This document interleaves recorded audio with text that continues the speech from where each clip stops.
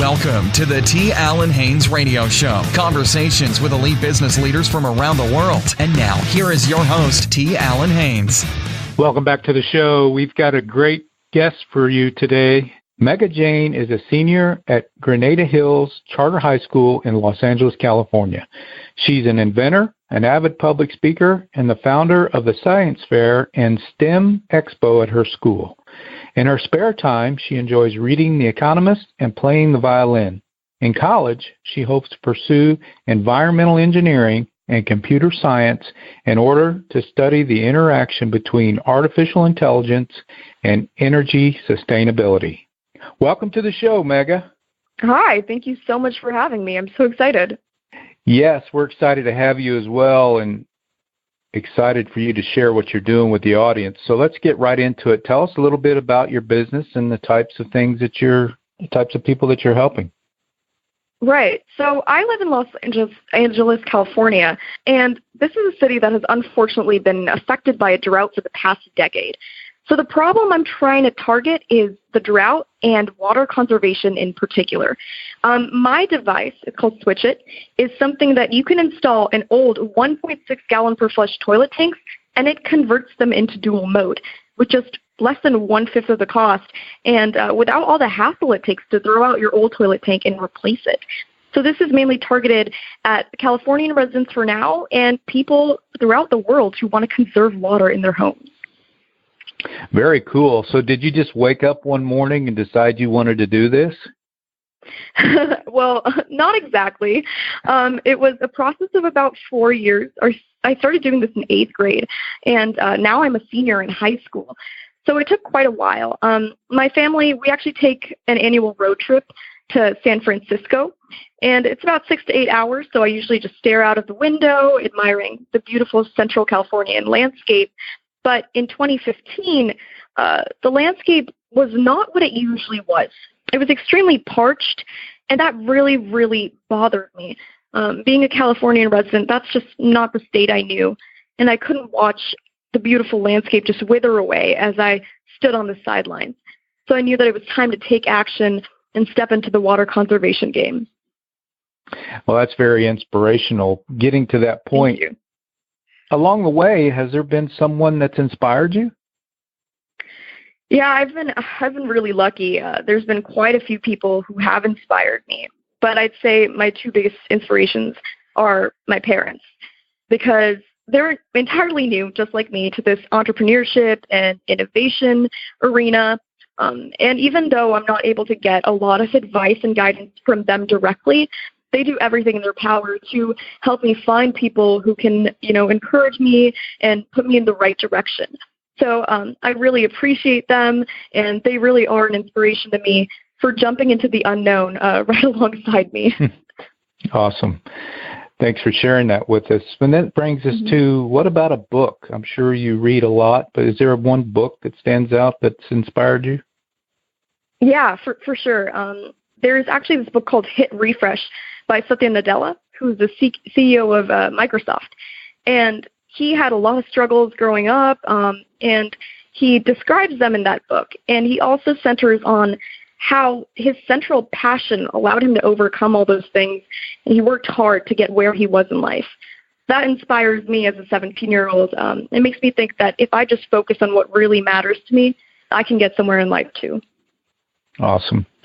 So I've been fortunate to be around you for a little bit, and I see your passion, but what is it that drives you every day to do what you're doing? I'm pretty young. I'm still in high school. I still have a lot of things ahead of me, and I think it's the state of the world and the generation I'm in, and the way I see things around me that really inspire me to keep going every morning. When I wake up with a mission in mind.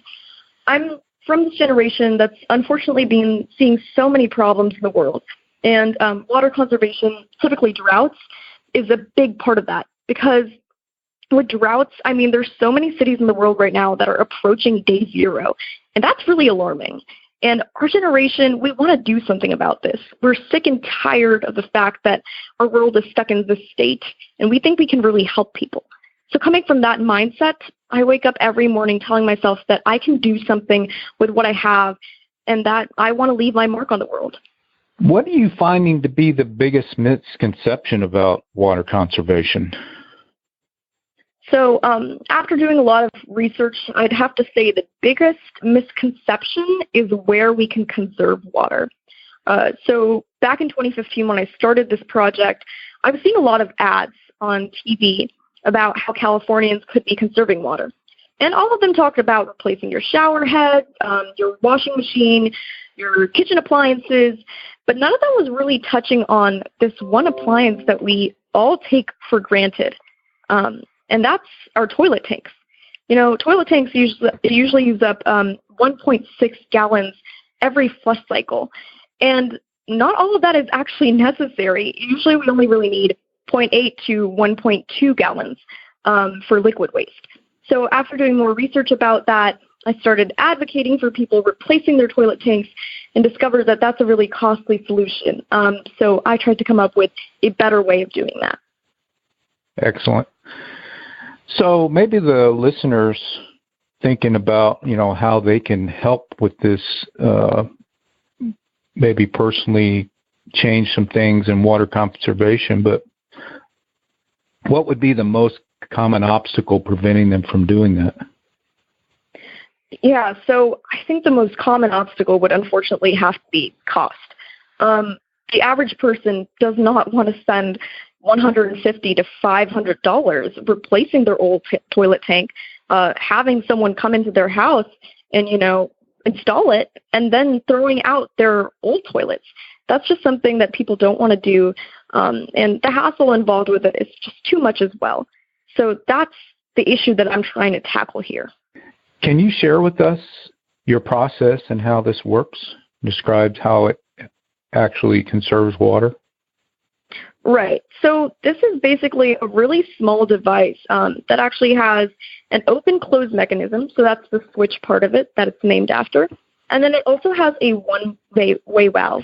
So basically, you would just fit this into your toilet tank. It has a handle attached to it, and the handle is adjustable as well. So it'll fit into any toilet tank. And you just place it in your toilet tank. The handle grips the side of the toilet tank wall, and then you put your toilet tank lid back on top, and it just stays there. And the switch is on the outside of the handle, so you can simply flick a switch, and you'll be able to conserve 0.4 to 0.8 gallons per flush. What does that add up over a year or over time? Yeah, that's a great question. So per household, this could be saving, 1,000 gallons of water per year. But let's look at this scaled. So within Los Angeles County, and in fact, just the city of Los Angeles, if just 10% of the households were to use this product, we could be saving over 900,000 gallons of water every day. You can do a lot with 900,000 gallons of water. Oh, yeah, for sure. All those farms in Central California, we could actually be using it over there. And our agriculture industry is pretty big, so this would definitely have a huge impact. Absolutely. So that's some pretty staggering numbers. And if you took this nationally or even global, you're really making an impact. Yeah, that's the goal. Absolutely. So if someone's thinking about, converting to conserving water, what would be the first thing they should do?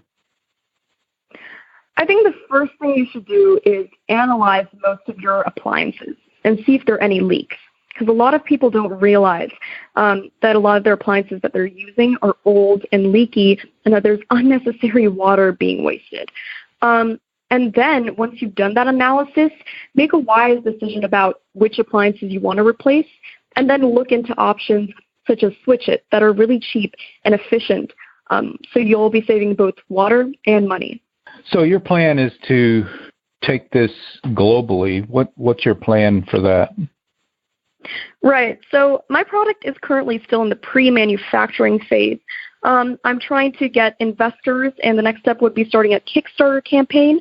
But for now, we are starting to spread the word on social media. I also have a website, so if you guys would love to check that out, the link would be Switch It. So it's actually spelled SWCHIT.com. And if you go there, you'll be able to see more about the product and more about our mission and how we're going to scale this globally. Awesome. Well, congratulations on all your success. That's very impressive for what you're doing. And thank you for being on the show. Yeah, thank you for having me. No, you're welcome. So best of luck to you. So there you have it for this edition of the show. We'll see you the next time.